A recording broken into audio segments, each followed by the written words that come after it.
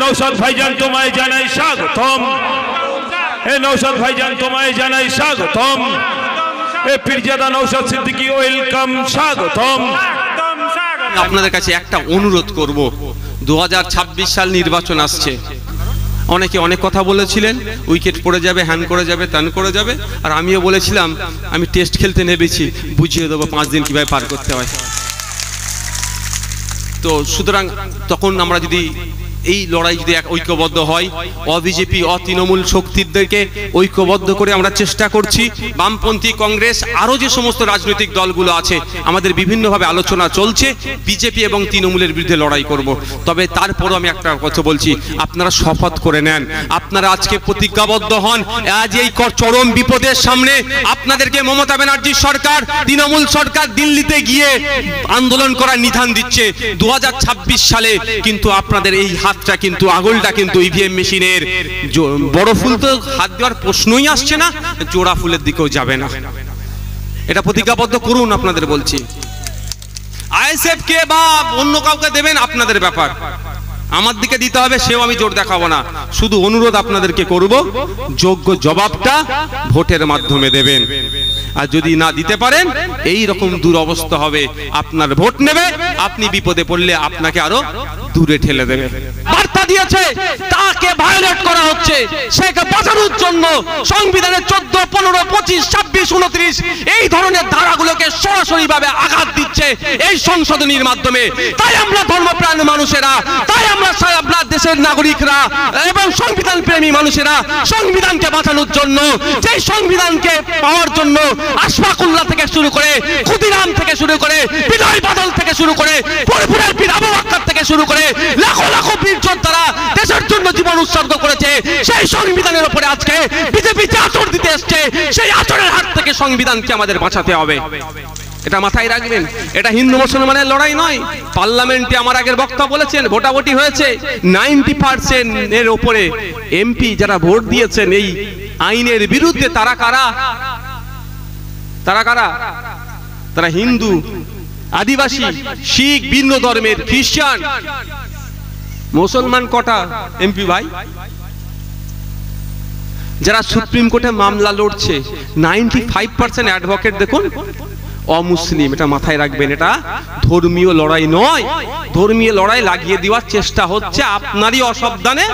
কিছু শুভেন্দু অধিকারীর এজেন্ট ছাড়া আছে, কিছু দিলীপ ঘোষের এজেন্ট ছাড়া আছে, তারা তাদের ফাঁদে পড়ে যাচ্ছেন। আচ্ছা আপনি বলুন, ওয়াকাফ আন্দোলন করতে গেলে নারের তকবীর আল্লাহু আকবার দিতে হবে কেন ভাই? ওয়াকাফ আন্দোলন করতে গেলে অনেক তকবীর আল্লাহু আকবার দিতে হবে কেন? শুক্রবারে তো বেশি নামাজে যান, বাকি তো সময় বলতে পারবো না, সে বিতর্কে যাবো না এখন। তো শুক্রবারে নামাজ পড়তে যান, নামাজের মধ্যে যে কটা তাকবীর দেন তার বাইরে একটাও তাকবীর দেন আপনারা? বলুন আপনারা দেন?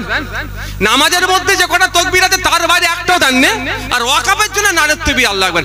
আপনি যদি নারের তকবীর আল্লাহু আকবার দিয়ে ওয়াকাফের আন্দোলন করেন, আমার পাশে সোমনাথ বাবুকে পাবেন তো? আপনার পাশে সোমনাথ বাবু আপনার পাশে দাঁড়াবে না বিশ্বজিৎ আপনার পাশে দাঁড়াবে? এটা বিজেপি চাইছে ওয়াকাফটা মুসলমান তাদের ধর্মীয় আন্দোলন ভাবে করুক, আর আমরা বুঝতে পারছি না, আমরা যে আমাদেরকে বলছে তার কথা হই হই করছি। এটা সংবিধান বাঁচানোর লড়াই, দেশ বাঁচানোর লড়াই। এটা শুধুমাত্র মুসলমান লড়াই করবে এরকম ব্যাপার নয়। ঠিক যেমন কৃষকরা তাদের আন্দোলন এমন ভাবে চালিয়েছিল, আন্দোলনের নেতৃত্ব ভাগে আব্দুল হান্নান সাহেব, আব্দুল হান্নান মোল্লা, রাকেশ টিকায় স্যার থেকে শুরু করে বিভিন্ন ধর্মের বর্ণের মানুষের মিলনে, কৃষকদের মিলনে বিজেপি সরকারকে হাঁটু গেড়ে বসতে বাধ্য করেছে। ঠিক একই ভাবে আমাদেরকে আন্দোলন সংগঠিত করতে হবে। কে কি বলে দিল, কে রাজা আমরা প্রজা নই যে দিল্লিতে গিয়ে আন্দোলন করো, তার কথাই দিল্লি যেতে হবে। হ্যাঁ, আন্দোলন পশ্চিম বাংলায় হবে, আন্দোলন করতে হবে, বারাসাতে হবে, আন্দোলন বসিরহাটে হবে, মিনাখাতে হবে, কাকদ্বীপে হবে, নামখানাতে হবে, বাঁকুড়াতে হবে, পশ্চিম বাংলার অলিতে গলিতে এই ওয়াকাফ আইনের বিরুদ্ধে আন্দোলন হবে এবং দিল্লির রাজপথেও আন্দোলন হবে, দিল্লির সুপ্রিম কোর্টেও আন্দোলন হবে। উনি বলে দেবে, আমরা শুনে নেব নাকি? ও আপনারা শুনতে পারেন, আমি পারি না, ওসব পাত্তা দিই না। কি করবে? মামলা দেবে। এর থেকে বেশি কি করতে পারে? আমার কি করবে? আর কারো বন্দুকের গুলিতে যেতে আমার মৃত্যু লেখা থেকে হবে, কিন্তু বলবেন তাহলে সিকিউরিটি নিয়ে ঘুরছি কেন? সব থেকে বড় কথা আমার আই উইটনেস। কালকে আমার নামে আবার কেউ ধরে বলবে, কোন একটা মেয়ে বলবে তখন আমার হাত ধরে টানাটানি করছিল, বিশ্বাস নেই, জানেন তো সবই। তো আমার একটা সরকারি অন্তত কর্মচারী বলতে পারবে নওশাদ সিদ্দিকী কারোর হাত ধরে টেনেছে কি টানেনি, অন্তত এটা দিতে পারবে। এটা সব থেকে বড় জিনিসের জন্য আমি রেখেছি ভাই। কারো জেল জরিমানাতে আমি ভয় পাই না। কিন্তু আপনাদের ভাবতে হবে কেন আমাদের এই রাজ্যে আন্দোলন করতে বারণ করছে? বাংলা তো আন্দোলনের একটা উর্বর ভূমি। এই মুহূর্তে বড় বড় বিজেপি জ্যোতিবাবুর ভাষায় এই বড় বড় দলেরা উত্তরপ্রদেশে আন্দোলন করলে ডিস্টার্ব করছে, আসামে আন্দোলন করলে ডিস্টার্ব করছে, মহারাষ্ট্রে আন্দোলন করলে ডিস্টার্ব করছে। বাংলায় বিজেপির বিরুদ্ধে আন্দোলন হবে। আমি তো মনে করি মমতা ব্যানার্জি নেতৃত্ব দিক, আমি তো বলছি মমতা ব্যানার্জি নেতৃত্ব দিক, মমতা ব্যানার্জি নেতৃত্ব হোক আন্দোলন, কোনো সমস্যা নেই। বিজেপির বিরুদ্ধে বাংলায় আন্দোলন সংগঠিত হলে আপনার ইউপির মানুষ বিজেপির বিরুদ্ধে যারা আছে তারা অক্সিজেন পাবে। বাংলায় বিজেপির বিরুদ্ধে বিশাল বিশাল আন্দোলন সংগঠিত হলে আসামের বিরুদ্ধে যারা বিজেপির বিরুদ্ধে আছে, যারা সংবিধান প্রেমী মানুষ, তারা অক্সিজেন পাবে। বাংলায় আন্দোলন সংগঠিত হলে মহারাষ্ট্রের মানুষ অক্সিজেন পাবে, বাংলায় আন্দোলন সংগঠিত হলে হরিয়ানার মানুষ অক্সিজেন পাবে, বাংলায় আন্দোলন সংগঠিত হলে দিল্লির মানুষ অক্সিজেন পাবে, বাংলায় আন্দোলন সংগঠিত হলে মধ্যপ্রদেশের মানুষ অক্সিজেন পাবে। সেইটাই তো মমতা ব্যানার্জি চাইছে না ভাই। আপনি বিজেপির বিরুদ্ধে বলবেন, দিদিমণির বুকে চিনচিন করবে, বুঝতে পারছেন না? আর ভুল বলছে নাকি? আপনি বিজেপির বিরুদ্ধে বলবেন, তৃণমূলের নেতাগুলো দেখবেন খুব বুকে ব্যথা করছে, কারণ ওরা তো ভাই ওগুলো কি বলুন তো, ও তো আপনার একটা কমিটির কাউন্সিলে দুটো টিম ভাই, কাউন্সিলের দুটো টিম। ও বলছে দুজনকে দুরকম ভাবে না, ফাইনালে তুলে নেবো, কাপ ভাগ করে নেবো, এরকম একটা ব্যাপার হচ্ছে। তো নাহলে শুভেন্দু অধিকারী যেভাবে জাত ধর্ম নির্বিশেষে মানুষকে নিয়ে যেভাবে খিল্লি করছে, তাহলে শুভেন্দু অধিকারীতে এতক্ষণ জেলের মধ্যে রাখা দরকার। এই দিলীপ ঘোষ সকাল সন্ধ্যা যেভাবে উগ্রতা ছড়াচ্ছে, এই সুকান্ত মজুমদার ডাইরেক্ট বাড়িতে অস্ত্র রাখার নিদান দিচ্ছে, এদেরকে তখন জেলের মধ্যে রাখা দরকার। রাখেনি কেন? ওদেরকে যদি জেলের মধ্যে রাখে, পাড়ায় পাড়ায় হিন্দু মুসলমান লড়াইটা তা কে লাগাবে? আর পাড়ায় পাড়ায় হিন্দু মুসলমান লড়াই না করলে হিন্দু মুসলমান নির্বিশেষে প্রশ্ন করবে, আমার ছেলেটি প্রাইমারি স্কুলে যাচ্ছে, মিড ডে মিল যেটা খাচ্ছে সেটা তো দুর্নীতি হচ্ছে, কিন্তু টিচার নাই কেন? Primary, upper primary, high school এবং পর্যাপ্ত পরিমাণে ইউনিভার্সিটি পর্যন্ত সেই পর্যাপ্ত পরিমাণে ফুল টাইমার টিচার নাই কেন, প্রফেসর নাই কেন? এই প্রশ্ন করবে। তাহলে এই প্রশ্ন না করতে পারে আমার সরস্বতী মা, আমার ফাতেমা মা, সেই জন্য এই শুভেন্দুদের মতো প্রোডাক্টকে ছেড়ে দিয়েছে। হিন্দু মুসলমানের মধ্যে তোমরা গুতোগুতি লাগিয়ে দাও। উনি ওয়াকফ নিয়ে গুতোগুতি করলে ওনার নাকি বড় শত্রু হয়ে যাবে। আর এই সম্প্রীতির বাংলা, এই নজরুলের বাংলা, রবি ঠাকুরের বাংলাতে যারা সাম্প্রদায়িক হানাহানি করার চেষ্টা করছে, তাদের বিরুদ্ধে একবারও তো বলতে পারলেন না তিনি যে আমার থেকে বড় কেউ শত্রু হবে না। শুনেছেন নাকি তার মুখে? ভাবতে হবে আপনাদের। দরকার আমাদের এখানকার মানুষকে আওয়াজ তোলা, যে উত্তর 24 পরগনার মানুষ উত্তর 24 পরগনা থেকেই যাতে ট্রিটমেন্ট পায় তার ব্যবস্থা করা। কেন উত্তর 24 পরগনার মানুষ কলকাতা পিজি হসপিটালে, কলকাতার আর্য করে গিয়ে ট্রিটমেন্ট করবে, কেন জেলায় ওই কলকাতার পিজির মতো হসপিটাল হলো না? এই আওয়াজটা তোলা দরকার। তার পরিবর্তে কে কত বড় হিন্দু, কে কত বড় মুসলমান, তার রেসারেসিতে আমাদেরকে মাতিয়ে রেখেছে। আর শুভেন্দু বাবুরা এতে তার গ্যাস মানে আগুনটা লাগাচ্ছে। তাই বন্ধুগণ, আপনাদের বলার উদ্দেশ্য এটাই। সাবজেক্ট ছেড়ে আবার অবজেক্টে চলে আসলাম, যে দেখুন এই ওয়াকফ আইনের আমরা বিরোধিতার আরেকটা কারণ হচ্ছে, এই আইনে বলা আছে 5 বছর আপনাকে প্র্যাকটিসিং ইসলামের মধ্যে হতে হবে, প্র্যাকটিসিং ইসলাম। এবার আমি যদি একদম এক্সাক্ট ট্রান্সলেট করি, অনুশীলনের মুসলমান, তাই তো নাকি? এবার বলুন, ইসলাম ধর্মে অনুশীলনের বা practising, what is the meaning of practising Islam? একটা আমাকে বুঝিয়ে দিক, ওরা ব্যাখ্যা করেনি। What is the definition of practising Islam, সেটাও কিন্তু ওখানে ক্লিয়ার করেনি। যে প্র্যাকটিসিং ইসলামের সংজ্ঞাটা কি। কত বড় দাঁড়িয়ে রাখতে হবে, গোলজামা পড়তে হবে, না মাথায় 24 ঘন্টা টুপি দিয়ে রাখতে হবে, ঘুমানোর সময় টুপি খোলা যাবে না, না 5 ওয়াক্ত নয় তাহাজ্জুদের নামাজটাও পড়তে হবে, তাহলে তুমি প্র্যাকটিসিং ইসলামের মধ্যে আসছো। বছরে 5টা দিন রোজা যেটা রাখা যেটাতে নিষিদ্ধ, বাকি সব দিন রোজা রাখতে হবে, কিছু বলেনি।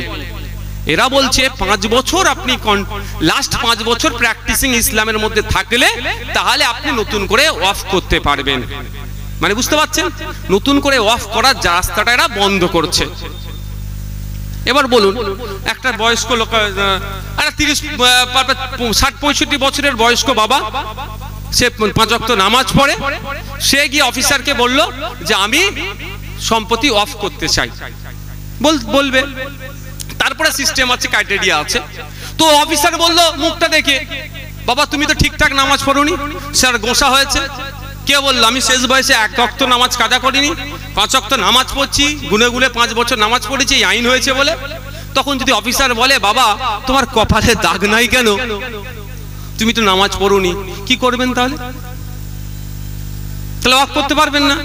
বাড়িতে গিয়ে ছিঁড়ে ছাড়ে সামনের সপ্তাহে গিয়ে দাগ পাক করে যদি নিয়ে যায়, বলবে এই বছরে 29টা রোজা গিয়েছে, তুমি তো 25টা রোজা রেখেছো বাবা, 4টে ছেড়ে দিয়েছো, তাই ঠিকঠাক ইসলাম ধর্ম তুমি পালন করোনি।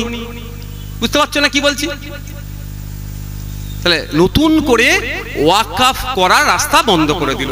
এবার এখন আমার প্রশ্ন, এখানে যেহেতু গণতান্ত্রিক রাষ্ট্র, ইকুয়ালিটির কথা বলা হচ্ছে, লিঙ্গ বর্ণ জাত ধর্ম নির্বিশেষে আলাদাভাবে দেখা যাবে না বলা হচ্ছে।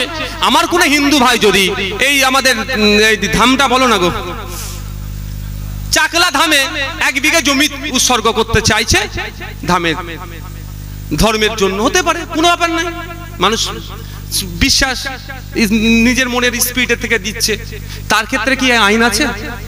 আমার খ্রিস্টান ধর্মের কোনো মানুষ যদি গির্জার নামে 5 কাঠা জমি দিতে চায়, তার জন্য কি এই ধরনের কোনো আইন আছে?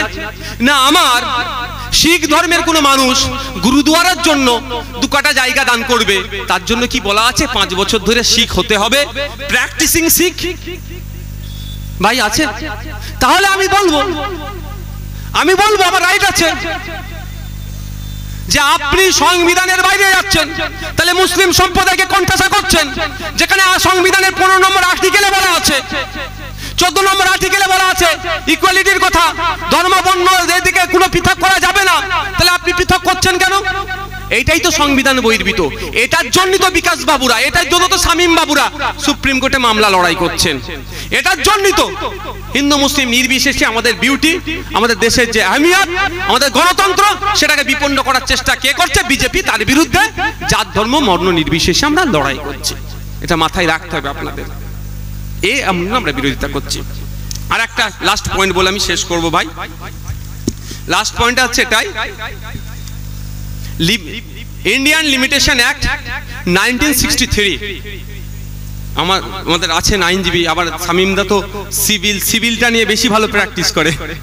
তো অর্ডিনারি ওই আইনের মধ্যে বলা আছে, আপনার জায়গা হলো, কেউ যদি 12 বছর আপনার জায়গায় দখল নিয়ে নেয়, সেই জায়গার খাতাই কলমে মালিক না হলো, একটা সত্তার মালিক হয়ে গেল, তার ক্লেম করার জায়গা থাকলো।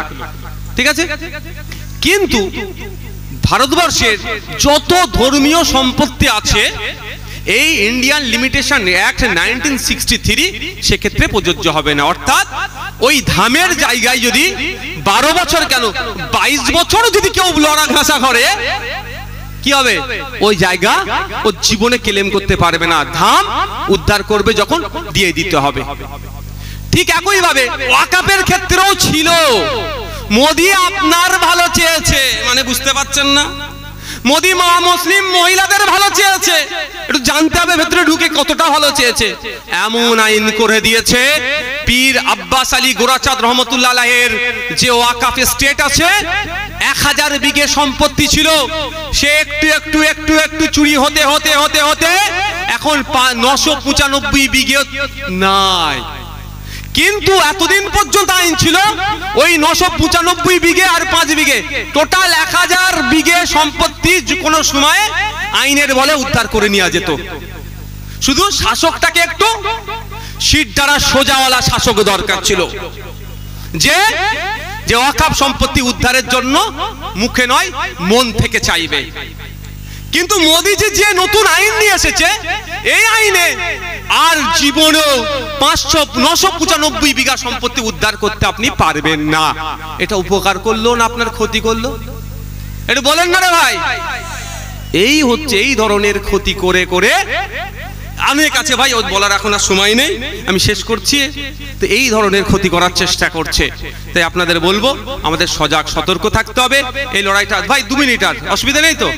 আর 2 মিনিট, আর 2 মিনিট ভাই, আর 2 মিনিট। সজাগ সতর্ক থাকতে হবে। লড়াইটা হবে সংবিধানকে বাঁচানোর লড়াই, লড়াইটা হবে ওয়াকফকে বাঁচানোর লড়াই। লড়াইটা না আমার হিন্দু মুসলমানের মধ্যে হয়ে যায়, লড়াইটা না আমার প্রতিবেশীর সাথে হয়ে যায়, লড়াইটা হবে বরাবর বিজেপিদের সাথে, লড়াইটা হবে যারা সংবিধানকে ভুল পথে পরিচালনা করার চেষ্টা করছে। আর একটা পয়েন্ট বলে আমি ছেড়ে দেবো। দেখুন কটা বাজে গো? আচ্ছা ছেড়ে দাও। আমি শুধু একটা, আমরা তো এত মোদি এর কথা অনেক বললাম, আমাদের কি বলে সেন্ট্রালের কথা। দিদি কেন আপনাদেরকে দিল্লি গিয়ে আন্দোলন করতে বলেছে বলুন তো? এগুলো তো একটা কারণ আছে। আমাদের রাজ্যে টিপু সুলতানের বংশধরের জায়গা আছে টালিগঞ্জে, কবরস্থানের উপরে ফ্ল্যাট বানিয়ে দিয়েছে। আমাদের রাজ্যে ওয়াকফ সম্পত্তির উপরে বিজেপির পার্টি অফিস করার সুযোগ এই দিদিমণি করে দিয়েছে। আমাদের রাজ্যে কলকাতায় গিয়ে এই প্রত্যন্ত এলাকার ছেলেরা হোস্টেল পায় না, মেস পায় না, কিন্তু প্রচুর প্রপার্টি পড়ে আছে যেইগুলো এই তৃণমূলের আমলে বেহাত হয়ে যাচ্ছে। চিন্তিত তো আমি আপনাদের বলে যাই, এখানে আমরা মাঠে ময়দানে লড়াই করব। একদম শামীমদার সাথে আমি সহমত। আমি বারবার বলি, আজকেও বলছি, আইনি লড়াই কোর্টে চলবে। শুধু আইনি লড়াই কোর্টে চললে ওই দিকে তাকিয়ে থাকলে হবে না, ওই দিকে আমাদের আইনের বিশেষজ্ঞরা তাকিয়ে থাকবে। মাঠে ময়দানে আমরা আমাদের মাঠে ময়দানে লড়াই লড়ে যেতে হবে এবং বিজেপিকে বাধ্য করতে হবে এই আইনকে প্রত্যাহার করানোর জন্য। তবে হ্যাঁ, ওই আইনকে প্রত্যাহার করানোর সাথে সাথে আমাদেরকেও লক্ষ্য রাখতে হবে কলকাতায় যে প্রাইম প্রপার্টি গুলো আছে, যেখানে এক কাঠা জায়গার দাম 5 কোটি টাকা 7 কোটি টাকা, তৃণমূলের যে সমস্ত এমপিরা এমএলএরা মন্ত্রীরা দখল করে রেখেছে, আইনের মাধ্যমে তাদের গলায় আগুন লুকিয়ে ওই জায়গা আমরা বার করব। এই জন্য তো ভয় পাচ্ছে, এই জন্যই তো ভয় পাচ্ছে। এতদিন পরে জেগেছে, দুধেল গায়রা জেগেছে। যদি জেগে যাই তাহলে বলবে, আর সত্যি তো জেগে কি দেখছে, একই সকাল রাতের চেয়েও অন্ধকার। কাকে আশা করেছিল দিদিমণি বিপদে আমার পাশে থাকবে পাশে? সাইজ করে দিচ্ছে। এই বারাসাতের ঘটনা দেখছেন না? কি বারাসাতের কথা বলছি, সম্প্রীতির জায়গা, ঐক্যের জায়গা, ঐতিহ্যশালী জায়গা। এই বারাসাতের ইতিহাস আমরা বলছি না। এই বারাসাত থেকে কোথায় হাফেজ মির নিসার আলী একটা বিশাল লিঙ্ক আছে। সেই সময়ে বলছি ইন্টারনেট ছিল না, এই যোগাযোগ ছিল না।